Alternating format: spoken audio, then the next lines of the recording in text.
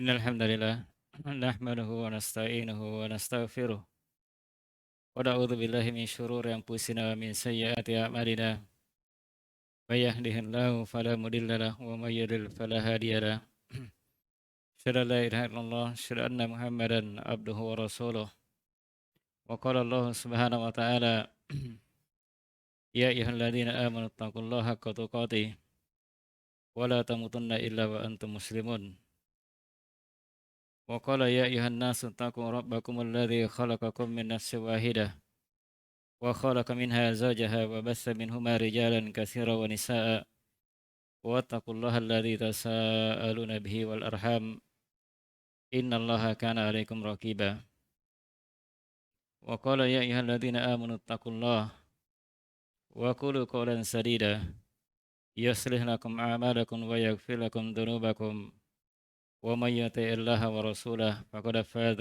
فوزا عظيما أما بعد فإن أصدق الحديث كتاب الله وخير الهدي هدي محمد صلى الله عليه وسلم وشر الأمور محدثاتها وكل محدثة بدعة وكل بدعة ضلالة وكل ضلالة في النار. Ma'asyiral muslimin jamaah Jumat yang sama berbahagia. Tidak henti-hentinya kita memuji kepada Allah Subhanahu wa taala dengan banyaknya nikmat yang diberikan kepada kita. Di antara nikmat Allah Subhanahu wa taala yang besar yang diberikan kepada kita sebagaimana disebutkan dalam Al-Qur'an. Allah Subhanahu wa taala berfirman, "Laqad manallahu 'alal mu'minin idz ba'atsa fihim rasulan min anfusihim yatlu 'alaihim ayatihi wa yuzakkihim wa yu'allimuhumul kitaba wal hikmah wa in kanu min qablu lafi dhalalin mubin." Sungguh Allah Subhanahu wa taala telah memberikan nikmat kepada orang-orang yang beriman. Tak kala Allah Subhanahu wa taala mengutus kepada mereka seorang rasul dari diri mereka sendiri yang membacakan Al-Quran maupun Sunnah kepada mereka, kemudian mensucikan hati-hati mereka. Ini adalah nikmat Allah Subhanahu wa taala yang sangat besar. Tak kala Allah Subhanahu wa taala mengutus rasulnya Muhammad sallallahu alaihi wasallam dalam rangka di antara hikmah yang besar yang Allah Subhanahu wa taala turunkan dengan diutusnya nabinya Muhammad adalah untuk mensucikan hati-hati manusia. Jadi seluruh syariat Islam, apakah itu salatnya, puasanya, sedekahnya dan yang lainnya, semua hikmahnya adalah untuk mensucikan hati manusia. Karena manusia tidak lepas dari segala dosa sehingga Allah Subhanahu wa taala memberikan petunjuknya kepada hambanya agar mereka adalah menjadi hamba-hamba yang betul-betul menghambakan dirinya kepada Allah Subhanahu wa taala. Kemudian juga jamaah sekalian, Allah Subhanahu wa taala telah menjadikan terhadap kaum muslimin kecukupan untuk mereka, kenikmatan untuk mereka dengan syariat yang sempurna, dengan syariat yang meliputi segala kebaikan, segala maslahat untuk manusia yang diturunkan oleh Allah Subhanahu wa taala. Barang siapa yang mengikuti risalah itu, petunjuk itu, maka dia akan menjadi orang yang berbahagia dunia maupun akhiratnya. Kemudian siapa yang menyelisihinya, maka dia akan menjadi hina dan akan menjadi binasa, akan menjadi celaka dunia maupun akhiratnya. Ini berdasarkan dengan firman Allah Subhanahu wa taala, "Faman tabi'a hudaya fala yadillu wa la yashqa." Siapa yang mengikuti petunjukku, kata Nabi sallallahu alaihi wasallam, "Fala yadillu wa la yashqa." Maka dia tidak akan tersesat dan tidak akan celaka. Ini dipastikan oleh Allah Subhanahu wa taala. Dan juga mereka tidak akan merasakan kekhawatiran apa yang akan menimpa mereka di masa yang akan datang. Dan mereka juga tidak akan merasa sedih terhadap apa yang luput dari mereka. Ini juga diingatkan oleh Allah Subhanahu wa taala dalam Al-Qur'an. "Faman tabi'a hudaya fala khaufun 'alaihim wa la hum yahzanun." Siapa yang mengikuti petunjukku maka tidak ada rasa khawatir atas mereka. Tidak perlu mereka khawatirkan apa yang akan menimpa diri mereka di masa yang akan datang. Kemudian tidak perlu mereka bersedih terhadap apa yang mereka luput dari kehidupannya yang telah berlalu. Agama ini adalah merupakan agama yang lurus, berada di atas siratal mustaqim. Agama yang Allah Subhanahu wa taala berikan nikmat kepada para nabi, para siddiqin, para syuhada, para orang-orang saleh. Orang-orang saleh. Itulah yang kemudian kita senantiasa ucapkan 17 kali dalam sehari semalam dalam salat kita. Dalam surah Al-Fatihah, kita senantiasa membaca ihdinas siratal mustaqim. Tunjukilah kepada saya jalan yang lurus. Siratal ladzina an'amta alaihim. Jalannya orang-orang yang diberikan nikmat terhadap mereka.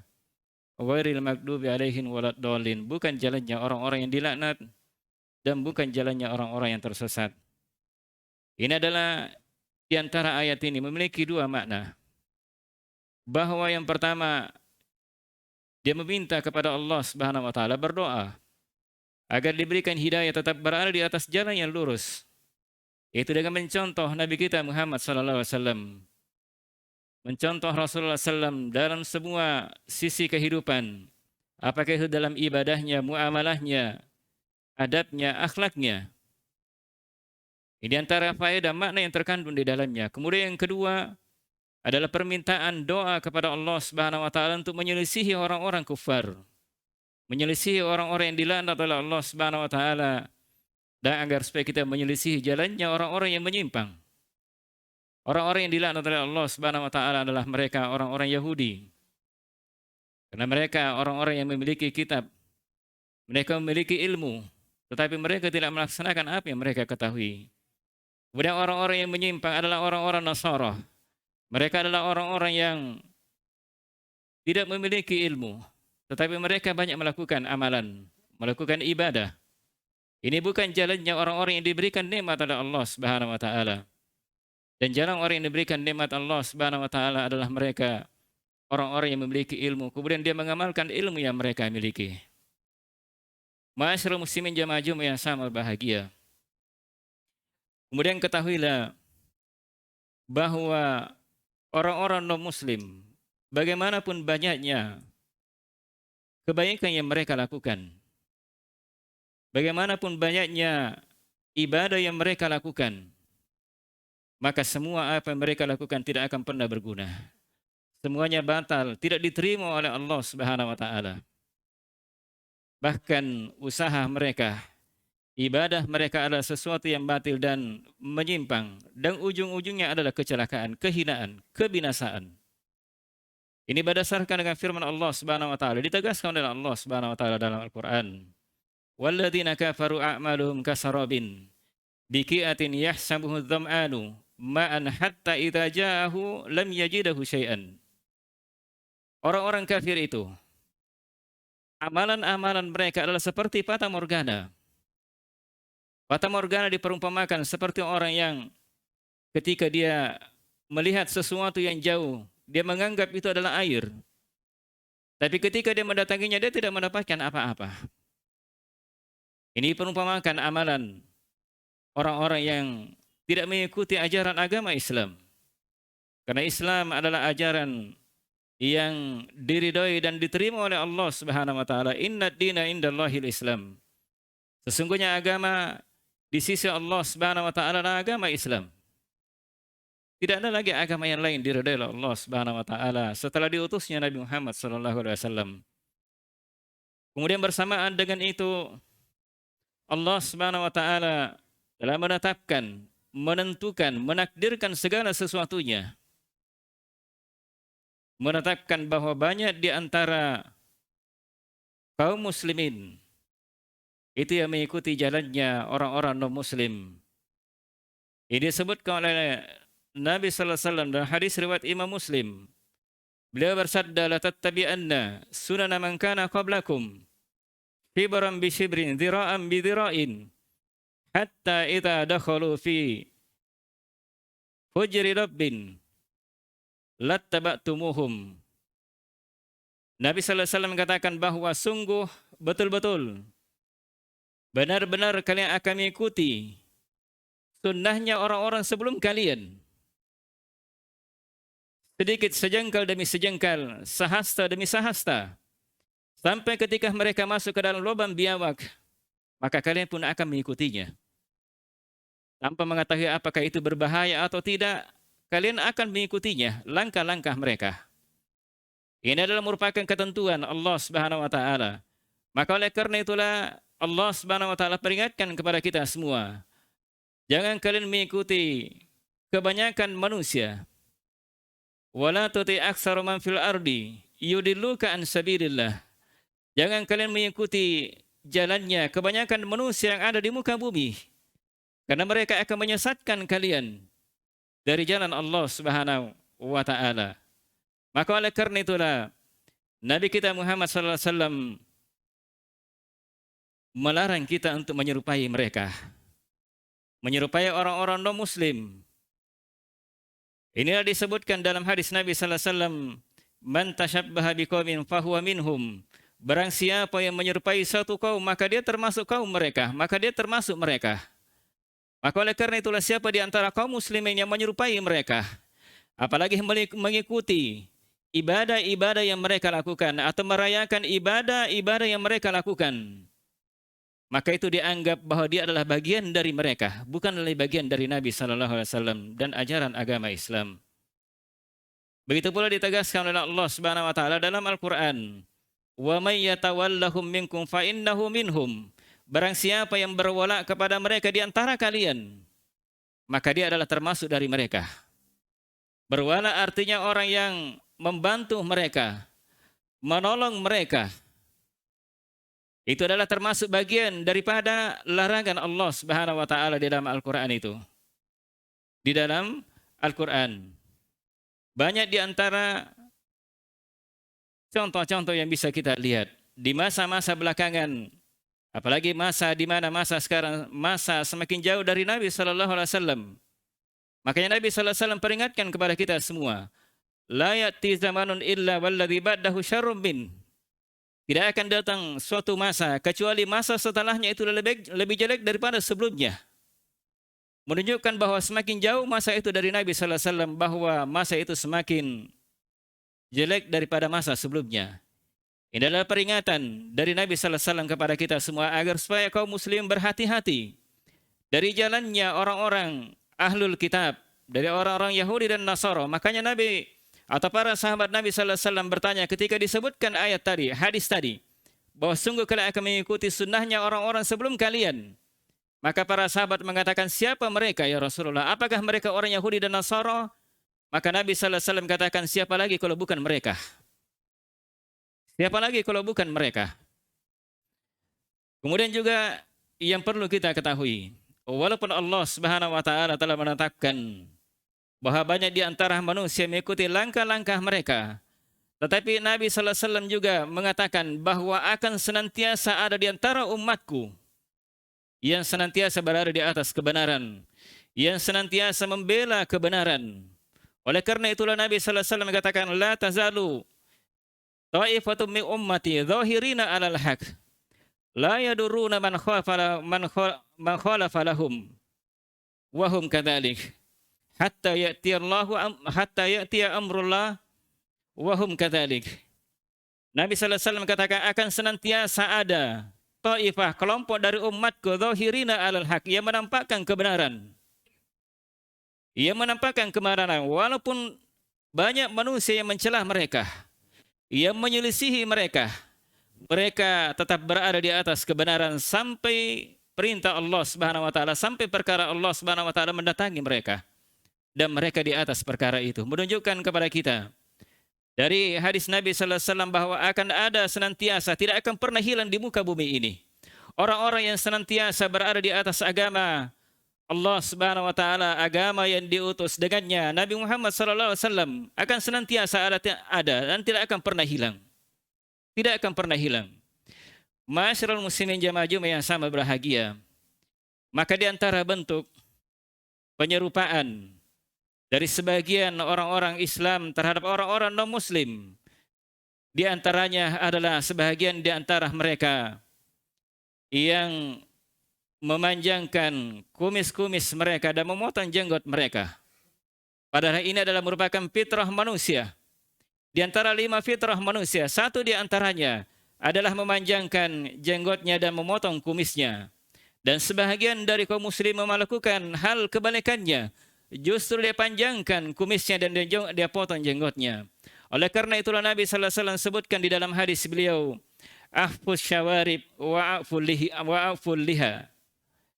Potonglah kumis-kumis kalian dan panjangkanlah jenggot-jenggot kalian. Ini adalah merupakan sunnah fitrah manusia yang dituntunkan oleh Rasulullah sallallahu alaihi wasallam. Kemudian juga di antara sebahagian dari kaum muslimin, dari bentuk penyerupaan kepada mereka yang mengikuti langkah-langkah mereka adalah ketika mereka lebih mengutamakan bahasa selain daripada bahasa Arab. Karena bahasa Arab adalah bahasa yang dekatnya Allah Subhanahu wa taala menurunkan Al-Qur'an. Menurunkan Al-Quran, itu menunjukkan bahwa itu adalah bahasa pilihan Allah Subhanahu wa taala. Bahasa yang paling bagusnya. Maka hendaknya seorang muslim memperhatikan bahasa itu. Karena walaupun sebagian ulama mengatakan bahwa ketika seseorang tidak membutuhkan bahasa itu kemudian dia mendahulukan dibandingkan dengan bahasa Arab, maka itu adalah perkara yang makruh. Tetapi kalau dia butuhkan, dia ada hajat di situ, maka itu adalah perkara yang dibolehkan di dalam syariat kita. Kemudian juga di antara perkara yang sebagian dari kaum muslim mengikuti langkah-langkah dari kalangan ahlul kitab ketika dalam ibadah mereka, ketika mereka orang-orang non-muslim menjadikan kuburan mereka sebagai bangunan, bahkan sebagian dari orang-orang yang mereka anggap orang mulia atau para nabi dijadikan kuburan di atas, dijadikan bangunan di atas kuburan mereka. Padahal Nabi sallallahu alaihi wasallam katakan bahwa laknatullahi 'alal yahudi wan nasara ittakhadhu qubur anbiya'ihim masajid. Allah Subhanahu wa taala melaknat orang-orang Yahudi dan Nasara yang menjadikan kuburan nabi-nabi mereka sebagai masjid. Dijadikan bangunan di atasnya. Itulah yang kemudian adalah merupakan sunnahnya orang-orang non-muslim yang menjadikan kuburan menjadikan bangunan di atas kuburan-kuburan mereka. Kemudian juga sebagian dari kaum muslimin di akhir-akhir tahun seperti saat kita sekarang ini, banyak di antara kaum muslimin yang ikut merayakan perayaan ulang tahun perayaan akhir tahun. Padahal itu merupakan produknya orang-orang non-muslim, orang-orang barat yang kemudian diikuti oleh kaum muslimin.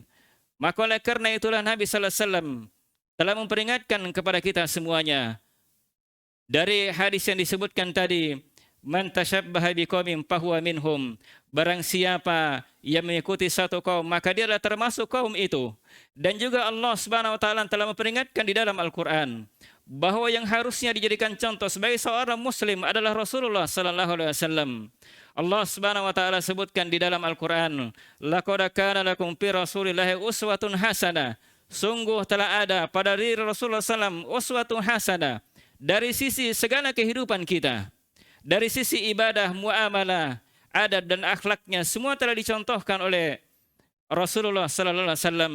Dan agama Islam adalah agama yang sempurna, agama yang memberikan solusi terhadap semua permasalahan yang dihadapi oleh umat manusia di dalamnya.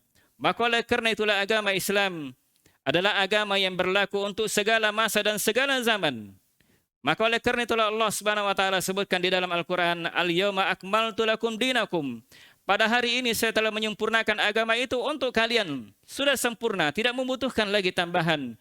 Tidak perlu lagi dikurangi agama ini. Karena itu sudah sempurna apa yang telah disampaikan oleh Rasulullah sallallahu alaihi wasallam.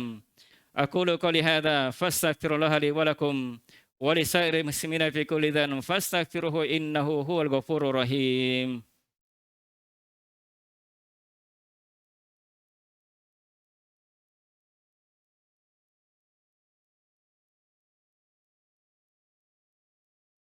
Alhamdulillahi ala fadli wa ihsani wa ashkuruhu ala taufiqi wa amtinani. Asyhadu an la ilaha illallah, asyhadu anna Muhammadan abduhu wa rasuluh.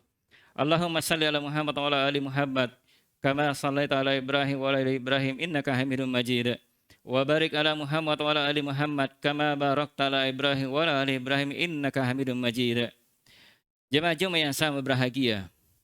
Allah Subhanahu wa taala sebutkan di dalam Al-Qur'an, "Fastansik billadzi uhiya ilaika innaka ala siratim mustaqim." Berpegang teguhlah kepada wahyu yang diturunkan kepadamu wahai Muhammad. Innaka ala siratim mustaqim. Sesungguhnya engkau wahai Muhammad berada di atas jalan yang lurus. Yang ditegaskan oleh Allah Subhanahu wa taala.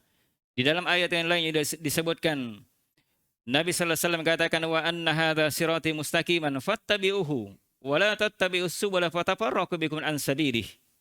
Nabi sallallahu alaihi wasallam katakan wa anna hadza sirati mustaqiman, sesungguhnya ini adalah jalanku yang lurus. Fattabi'uhu, maka ikutilah jalan itu, jalan yang lurus itu. Wa la tattabi'us subula, dan jangan kalian ikuti jalan-jalan yang banyak itu. Fatafarraqu bikum an sabilihi, maka kalian akan berpecah belah di jalan Allah Subhanahu wa taala. Maka oleh karena itulah untuk mendapatkan kemuliaan, kemajuan, maka hendaknya seseorang mengikuti syariat Allah Subhanahu wa taala. Syariat ini turunkan kepada nabinya Muhammad sallallahu alaihi wasallam. Karena kemuliaan itu adalah kemuliaan milik Allah Subhanahu wa taala, Rasulnya dan kaum mukminin. Allah Subhanahu wa taala sebutkan di dalam Al-Qur'an, "Walillahil izzatu walirasulihi walil mu'minin, walakinnal munafiqina la ya'lamun." Kemuliaan itu hanya milik Allah Subhanahu wa taala, milik Rasulnya dan miliknya kaum mukminin, akan tetapi orang-orang munafik itu tidak mengetahuinya. Oleh karena itulah untuk mendapatkan kemuliaan, kebahagiaan, keberuntungan dunia maupun akhiratnya, maka Islam adalah merupakan solusi bagi kita semuanya. Telah ditunjukkan oleh Allah Subhanahu wa taala dalam Al-Qur'an dan juga telah ditunjukkan oleh Nabi Muhammad sallallahu alaihi wasallam di dalam hadis-hadis beliau. Maka oleh karena itulah Allah Subhanahu wa taala dan Rasulnya memerintahkan kepada kita semuanya untuk mempelajari agama Islam. Untuk mempelajari agama Islam. Oleh karena itulah Allah Subhanahu wa taala perintah kepada nabinya. Diperintahkan untuk ditambahkan padanya ilmu, bukan tambahan harta, bukan tambahan kedudukan. Wa qul rabbi zidni ilman. Wa katakanlah wahai Muhammad, tambahkanlah wahai Rabbku, tambahkanlah untukku ilmu. Menunjukkan bahwa itu adalah perkara yang sangat penting. Oleh karena itu pula disebutkan juga di dalam surah Al-Asr bahwa seluruh manusia, wal asri innal insana lafi khusrin, seluruh manusia akan dalam keadaan celaka kecuali 4 golongan manusia. Yang paling pertama disebutkan adalah beriman kepada Allah Subhanahu wa taala. Adalah beriman. Seseorang dikatakan dia beriman setelah dia mengetahui ilmu. Tidak mungkin dia mengimani sesuatu sebelum dia mengilmuinya. Itu pula ditegaskan oleh Imam Al-Bukhari di dalam kitab beliau Sahih Bukhari. Beliau mendahulukan al-ilmu qabla al-qawli wal amal. Berilmu sebelum berucap dan beramal. Menunjukkan kepada kita jemaah sekalian bahwa perkara ilmu itu adalah kunci segala kebahagiaan, kunci segala kebaikan sesuatunya. Karena dengannya lah seseorang bisa mengetahui agama ini. Dengannya lah seseorang bisa dia beribadah kepada Allah Subhanahu wa taala. Karena itulah merupakan tujuan diciptakannya manusia adalah untuk beribadah kepada Allah Subhanahu wa taala. Wa ma khalaqtul jinna wal insa illa liya'buduni. Tidaklah aku menciptakan jin dan manusia kecuali hanya untuk beribadah kepadaku saja. Mudah-mudahan Allah Subhanahu wa taala senantiasa memberikan hidayah taufiknya kepada kita semuanya agar supaya kita senantiasa berada di atas jalan yang lurus. Karena itu adalah merupakan sumber kebahagiaan, sumber kebahagiaan, ketenangan dunia maupun akhiratnya. Allahumma fir lil muslimina wal muslimat wal mu'minina wal mu'minat al ahya'a minhum wal amwat.